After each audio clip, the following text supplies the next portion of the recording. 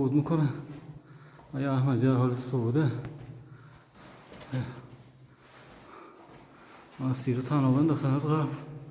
قارنورده و مسیر خیلی سر مواظب باش آیا و صعب العبوره. پای چپ ها جا داری یه لحظه بکش برو.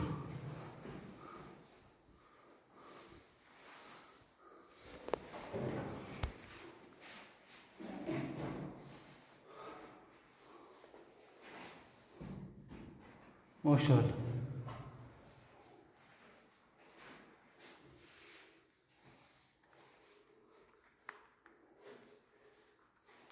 نور بیشتر بپا.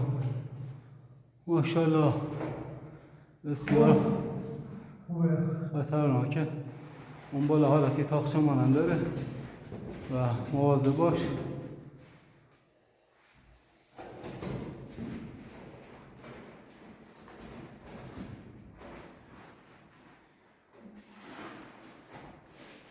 غار شاقند آب امرو 8/14/1403. هیچ دیوونه ای از اینجا صعود نمیکنه غیر از ما دوتا. ماشاءالله.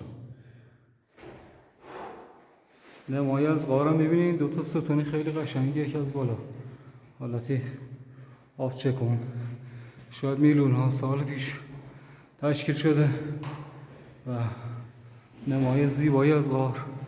ما بیان سر آقای احمدی.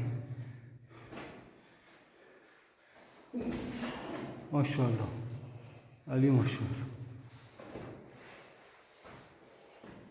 اینجا 1.5 متر فاصله تمام ماشاءالله علی ماشاءالله. خدا قوت بده ماشاءالله. دست الان سیر شده یه خورده استراحتش بده دوباره بیا. با پای راست میتونی بیای پایین جا داری.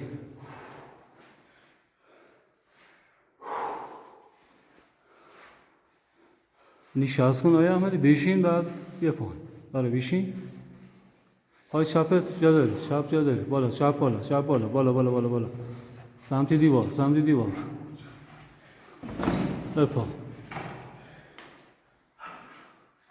ماشاءالله خسته نباش یا علی.